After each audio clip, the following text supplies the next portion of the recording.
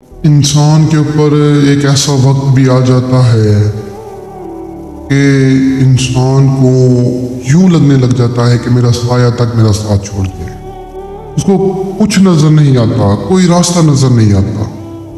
وہ پھر ادھر جاتا ہے ادھر جاتا ہے، اسے کوئی راستہ نظر نہیں آتا. وہ پھر تھک ہار کے کسی عامل کے پاس جاتا ہے یا کسی عامل کے عمل کو کرتا ہے، یہ سوچ کر کہ کیا پتہ میرا فائدہ ہو جائے، کیا بتا میرے مسئلے مسائل حل ہو جائے. ایک انسان پہلے اتنا مجبور ہوتا ہے، ایک انسان پہلے اتنا ٹوٹا ہوا ہوتا ہے، اوپر سے یہ جھوٹے عامل، یہ جیلے پھر اس کو اور توڑ دیتے ہیں، اس کو لوٹ کر کھا جاتے ہیں. وہ بیچارہ خودکشی کرنے کے علاوہ اس کے پاس کوئی آپشن نہیں رہتا. تو دیکھیں، ہمیں چاہیے کہ ٹوٹے ہوئے انسانوں کو ہم جوڑیں، نہ کہ ٹوٹے ہوئے انسانوں کو اور نہ توڑیں. دیکھیں، ایک ٹوٹے ہوئے انسان کی دعا اور بد دعا دونوں اثر کرتی ہیں.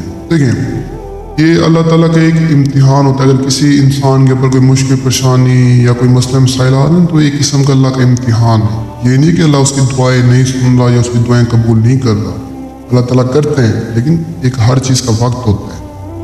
تو ہمیں چاہیے کہ کسی بھی انسان کو جو ہے نہ توڑیں. دیکھیں، میری جو اپنی سوچ اپنی نیت ہے نا، وہ یہ ہے کہ میں ٹوٹے ہوئے انسانوں کا ساتھ دیتا ہوں.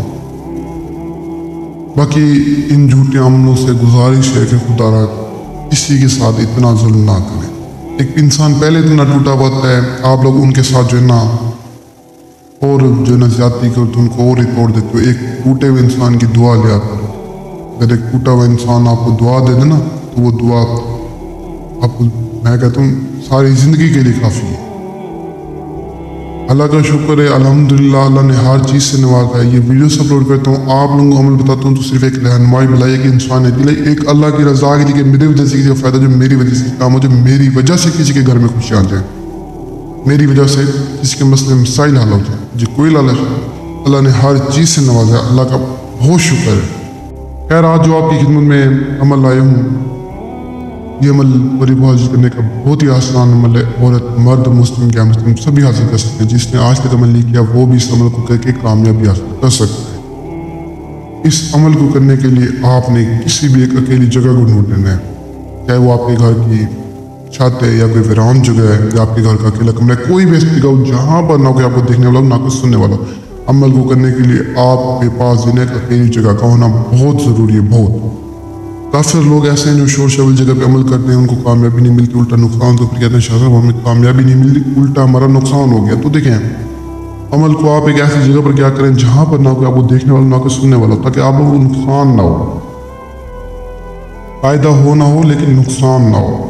اگر آپ عمل کو شور شبل جگہ پہ کریں گے تو آپ کا نقصان ہوگا، آپ کو نقصان کا سامنا کرنا پڑے گا. خیر، جو میری بہن ہیں، جو میرے بھائی ہیں، وہ سب سے پہلے تو ایک اکیلی جگہ ڈھونڈیں اس عمل کو کرنے کے لیے.